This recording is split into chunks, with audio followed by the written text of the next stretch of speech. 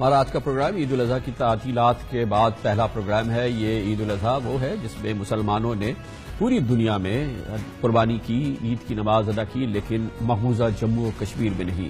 مقبوضہ جموں و کشمیر میں عید الاضحیٰ کے تینوں دن بھی کسی نرمی کے بغیر مسلسل کرفیو نافذ رہا ہے۔ ہزاروں مسلمان اپنے گھروں میں محصور رہے ہیں۔ عید الاضحیٰ کی نماز کہیں نہیں ہوئی، مسجدوں پہ تالا پڑا رہا ہے۔ مسلمانوں کے ساتھ یہ سلوک پوری دنیا میں کہیں بھی روا نہیں کیا گیا جو کہ بھارت نے مقبوضہ جموں و کشمیر میں اور بھارتی فوج نے کیا۔ یہ پس منظر جاننے کے لیے ضروری ہے، کل کا واقعہ جاننے کے لیے یہ وہ پس منظر ہے، یہ ماحول ہے جو کہ اس وقت مقبوضہ جموں و کشمیر میں جاری ہے، جہاں پر 2.5 مہینے سے جاری ریاستی ظلم و بربریت میں اب تک 105 لوگوں کی جانیں جا چکی ہیں۔ 8 جولائی کو بھارتی فوج کے ہاتھوں حزب المجاہدین کے کمانڈر برہان الدین وانی کی موت کے بعد سے جاری عوامی انقلاب کی جو صورتحال ہے، جو اس وقت تحریک آزادی کشمیر کی صورتحال ہے، وہ اس سے پہلے دیکھنے میں نہیں آئی ہے۔ اس 73 روز سے جاری جو احتجاج ہے، اس میں 7,000 سے زائد لوگ زخمی ہو چکے ہیں، جن میں سے اکثریت ایسے نوجوانوں کی ہے جو چھرے لگنے سے یا چھرے والی بندوقوں سے جزوی یا مکمل طور پہ بینائی کھو بیٹھے ہیں۔ یہ بھی ظلم دنیا میں شاید ہی کبھی دیکھنے میں آیا ہو۔ سینکڑوں لوگوں کی بینائی کھو دی گئی ہے چھرے کی بندوق استعمال کرتے ہوئے۔ بھارتی نیوز چینل NDTV کے مطابق جموں کشمیر میں اب تک 13 لاکھ چھرے والے کارتوس استعمال ہو چکے ہیں۔ امریکی اخبار نیو یارک ٹائمز لکھتا ہے کہ بیلٹ یہ چھرے والی جو گنز ہیں، یہ بندوقیں جو ہیں، یہ انسان کو زندہ لاش بنا رہی ہیں، نیو یارک ٹائمز کہتا ہے۔ امریکی اخبار نیو یارک ٹائمز لکھتا ہے کہ پیلٹ گن مارتی نہیں، زندہ لاش بنا دیتی ہے۔ مقبوضہ کشمیر میں پیلٹ گن یعنی چھرے والی بندوق کے کارتوسوں سے سینکڑوں لوگوں کی آنکھیں مردہ ہو چکی ہیں۔ پیلٹ گن مصر، بحرین اور تیونس میں بھی استعمال کی گئیں، مگر نہتے مظاہرین کو کہیں بھی نشانہ نہیں بنایا گیا۔ مقبوضہ کشمیر میں چھرے لگنے سے نابینا ہونے والوں میں 8 سے 10 سال تک کے بچے بھی شامل ہیں۔ سری نگر کی سڑکوں پر مکینوں نے بھارتی درندوں واپس جاؤ، پاکستان زندہ باد اور زندہ ہے برہان زندہ ہے کے نعرے لکھ دیے ہیں۔ مقبوضہ جموں کشمیر میں جو کچھ ہو رہا ہے، بھارتی فوج جو ظلم و جبر کر رہی ہے، ہم تو چاہے کچھ بھی کہتے رہے لیکن خود بھارتی اس بارے میں کیا کہتے ہیں۔ اب سے کچھ روز قبل نئی دلی میں جواہر لال نہرو یونیورسٹی میں ایک طالب علموں کی چھوٹی سی ایک ایونٹ ہوئی، ایونٹ ہوئی اور اس میں ایک طالب علم نے، ایک خاتون طالب علم نے وہاں کی صورتحال کے بارے میں JNU یونیورسٹی میں نئی دلی میں اب سے چند روز پہلے کیا کہا ہے، صرف ان کی زبانی سے سن لیجیے۔ اس کیمپس میں 28 اور 29 تاریخ کو RSS ایک سیمینار کروا رہا ہے 2 دن کا۔ کس چیز پر؟ کشمیر کے مدعے پر۔ کیوں کروا رہا ہے؟ کیونکہ کشمیر کے مدعے پر مودی بول سکتے ہیں، راجناتھ سنگھ بول سکتے ہیں، پروین توگڑیا بول سکتے ہیں، یوگی آدتیہ ناتھ بول سکتے ہیں، لیکن کوئی کشمیری نہیں بول سکتا۔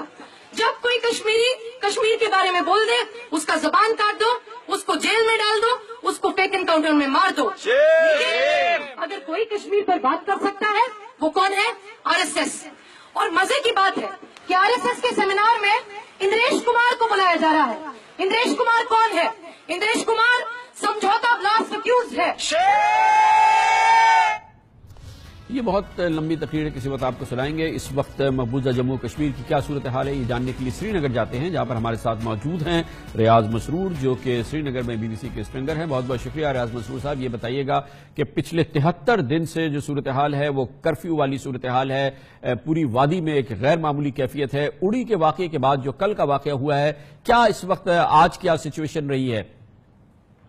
جی ظاہر ہے اڑی جہاں پہ یہ حملہ ہوا تھا یہ شمالی کشمیر میں واقع ہے، اور جو جائے واردات ہے یعنی کہ جو بھارتی فوج کا 12 بریگیڈ ہیڈ کوارٹر ہے وہ لائن آف کنٹرول سے صرف 6 کلومیٹر کی دوری پر ہے۔ تو آپ اندازہ کر سکتے ہیں کہ وہاں پہ پہلے سے ہی یہاں جو جاری کشیدگی ہے اس کی وجہ سے فوج بہت سرگرم تھی، اور کل ظاہر جو واقعہ ہوا ہے اس کے بعد بہت زیادہ الرٹنس وہاں پہ دیکھی گئی ہے، اور یہاں کی حالات جو ہیں اس وقت ان حالات کی وجہ سے پہلے ہی نقل و حمل پر پابندی ہے، گاڑیاں نہیں چل رہی ہیں، لیکن اس سب کے باوجود، اس زبردست کشیدگی کے باوجود جو ہر ہفتے यहाँ से बस जाती है जो 2007 में शुरू हुई थी श्रीनगर और मुजफ्फराबाद के बीच, जो कश्मीर के दोनों हिस्सों के मुनक़सिम खानदानों को मिलाने और उनके दरमियान जो समाजी राब्ते हैं उनको बहाल करने के लिए शुरू की गई थी। वो आज कशीदगी के बावजूद चली और उसमें मुजफ्फराबाद के रहने वाले कुछ लोग थे जो यहाँ अपने रिश्तेदारों से मिलने आए थे,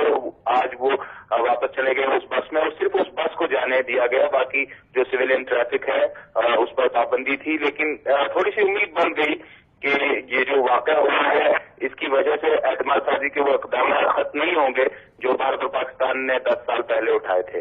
ये बताइएगा कि ईद के हवाले से ईद नहीं हुई, ईद की नमाज नहीं हुई, मुसलमानों ने ईद उल अज़हा की जो नमाज है, कुर्बानियां हैं, वो नहीं हुई उस तरह से जैसे कि सारी दुनिया में हुई, और जिस तरह से मुसलमानों ने ईद मनाई मकबूजा जम्मू कश्मीर में इस तरह से नहीं हुई ईद। बिल्कुल 26 साल शुरू में ये पहला मौका है कि ईद के रोज जो है पूरी तरह से पाबंदियां अखद करने और बंदिशें जो है वो आयद थी, और जो भी बड़ी मसाजिद है, तारीखी जामा मस्जिद जो श्रीनगर में है, 600 साल पुरानी दरगाह हजरत बल है, उसकी रिकॉर्डेड हिस्ट्री में आज तक जो है कभी ऐसा नहीं हुआ है कि वो तालाबंद रही हो वो खानका या जामा मस्जिद। और ईद के रोज इज्तिमाई नमाज पढ़ने का ही नाम ईद पड़ता है, तो इसलिए यहाँ पर उस हवाले से काफी गम गुस्सा देखा गया, और इस हद तक गम गुस्सा था कि जो हुक्मरान जमात है वजीर आला महबूब मुफ्ती की PDP, उनके अपने मुंतखब पार्लियामेंट मेंबर जो है वो मुस्तफी हो गए इस बात को लेकर। उन्होंने कहा कि ईद के रोज मुसलमानों को बिल्कुल मुक़य्यद करके रखा गया, महसूर करके रखा गया और इबादत गाहों, खानकाहों और मसाजिद पर ताले चढ़ा दिए गए। तो ये एक बहुत ही संगीन और गंभीर सूरत हाल है जिसकी वजह से उन्होंने पार्टी से भी और पार्लियामेंट से भी इस्तीफा दे दिया, और उनके मुस्तफी होने के बाद हुक्मरान जमात के मजीद 2 रहनुमाओं ने मुस्तफी होने का ऐलान कर दिया है। वाकई आपने जिक्र किया, ये बहुत ही संगीन मसला है यहाँ पर, और ये न सिर्फ एक मजहबी मसला है बल्कि एक नफसियाती मसला भी है, क्योंकि ये मुस्लिम अक्सरियती रियासत है और यहाँ पर मुसलमानों को जब अपने मजहबी फरीजे को अदायगी में इस तरह की बंदिशें और इस तरह की रुकावटें पेश आती हैं तो इस तरह से यहाँ सियासत का डायनामिक चेंज हो जाता है। बहुत बहुत शुक्रिया रियाज मसरूर श्रीनगर से हमारे साथ थे। लेफ्टिनेंट जनरल रणबीर सिंह हो, वजीर आजम नरेंद्र मोदी हो, वो जवाब दें कि अगर मुसलमानों को मुसलमानों के इलाकों में ईद भी अदा न करनी दी जाए, मस्जिदों को ताले लगा दिए जाएं, वो कुर्बानी ना कर सके, वो नमाजें अदा ना कर सकें, उनके नौजवानों को अंधा कर दिया जाए, गोलियां मार मार के उनको शहीद कर दिया जाए, सैकड़ों की तादाद में उनकी औरतों की अस्मत दरी की जाए, तो इन लोगों से क्या आप फूल एक्सपेक्ट करेंगे? वो आप पर फूल निछावर करेंगे या आप पर गोलियां निछावर करेंगे? इसका जवाब शायद आप ही जानते हैं।